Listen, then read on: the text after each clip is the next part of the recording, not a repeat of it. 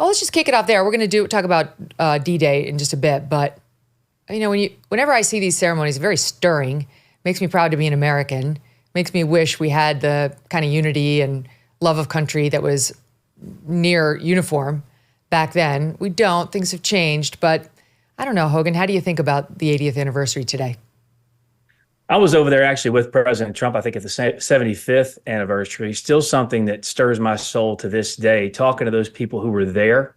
I did some work with Elizabeth Dole in the past too. She does honor flights, bringing people from that war over to this to DC to check out their monument. It's just so interesting to see how many people sacrificed everything they had to go stand up for freedom. The alliances we built as a country, the common thread we shared, the love of America, regardless of the dark days that every country faces. We had something unique and different.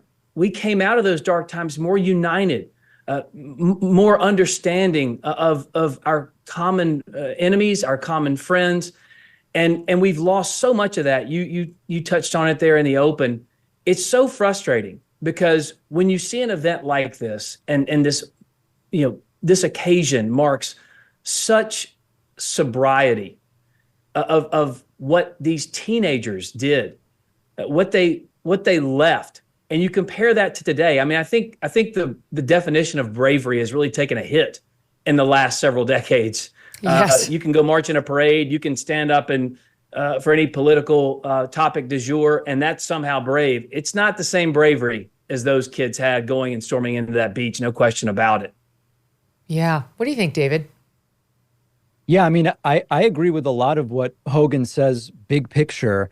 It's interesting that he left out the example of how bravery has been perverted. I'm sure he knows that Trump once said avoiding STDs was like his Vietnam, which of course is another example of what I would point to as a degradation, so to speak, of what counts as bravery these days. But no, I mean, was listen, humor. Big picture, with Trump, it's hard to tell, isn't it?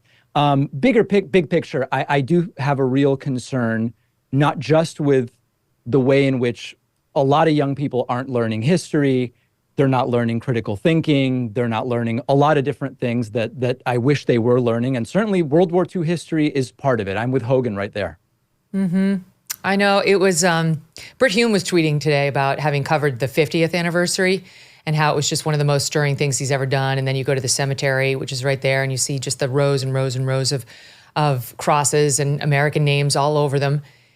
And we always think about the 40th anniversary, which was when Ronald Reagan was in office and went over there in a speech written by Peggy Noonan, who's, God bless her, still with us.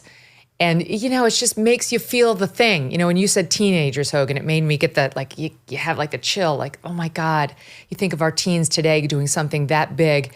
And here's just a reminder for those of you who haven't heard it, a little bit of Ronald Reagan at Pontohawk talking about it. Their mission was one of the most difficult and daring of the invasion, to climb these sheer and desolate cliffs and take out the enemy guns. Soon, one by one, the Rangers pulled themselves over the top, and in seizing the firm land at the top of these cliffs, they began to seize back the continent of Europe. These are the boys of Puente Hope. These are the men who took the cliffs. These are the champions who helped free a continent. You all knew that some things are worth dying for.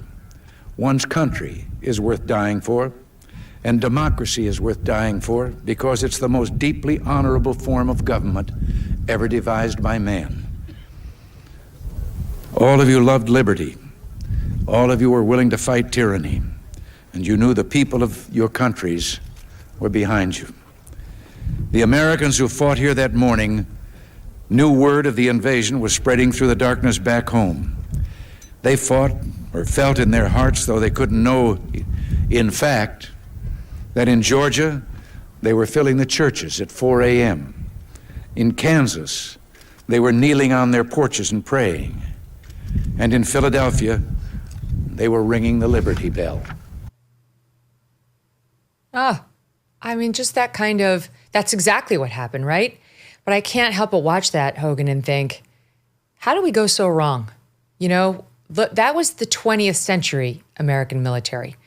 and this is not a knock on our military, God knows, but on our leaders and our policy choices in the 21st century, I think has got many people in both parties. In a way, this is something that is unifying us today, feeling very reluctant to be pro-military in terms of our endeavors, not the guys, but like pro-war, pro-American intervention.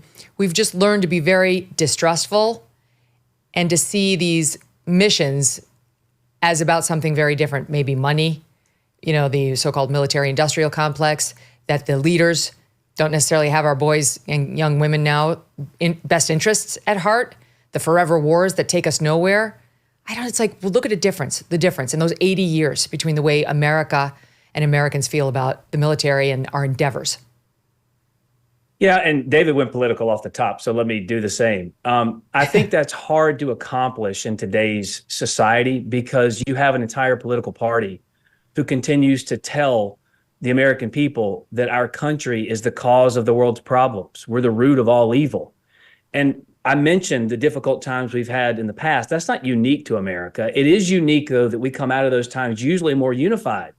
But that's hard to do because Democrats, writ large, basically apologize for America all the time. They go on the global stage and they talk about how bad we are.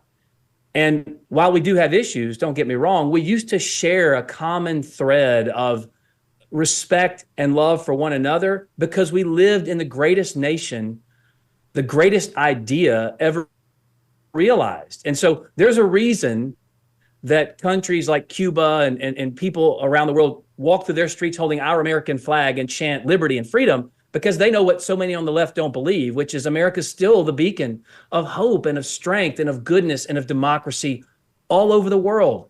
And that's hard to unite behind when half of the country doesn't believe it. What's your response, David? What do you think?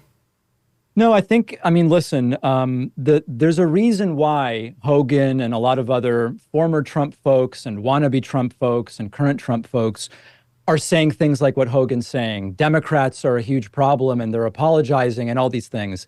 These folks are desperate because they've lost everything since Trump won by 77,000 votes in 3 states in 2016. I want to tell you a story about a guy named Leo Grillo. Leo was on a road trip and came across a suffering Doberman. This dog was severely underweight and clearly in trouble. Leo did not ignore the dog. Instead, he rescued him and named him Delta. But sadly, Delta was just one of many animals that needed help back then, and so many more still do. And all of this inspired Leo to start Delta Rescue. It's the largest no-kill, care-for-life animal sanctuary in the world. They've rescued thousands of dogs, cats, even horses from the wilderness, and they provide their animals with shelter, love, safety, and a home. Look how beautiful this looks. April marked 45 years since Leo rescued Delta. Delta Rescue relies solely on contributions to do what it does. If you would like caring for these animals to be part of your legacy, speak with your estate planner because there are tax benefits here, potentially too. You could grow your estate while letting your love for animals live well into the future. Check out the estate planning tab on their website to learn more and speak with your advisor. We call a dog a man's best friend for a reason. You could help those who need it most. Visit deltarescue.org today to learn more. That's deltarescue.org. Hey, thanks so much for watching. If you like what you just saw, hit the subscribe button for more clips and full episodes.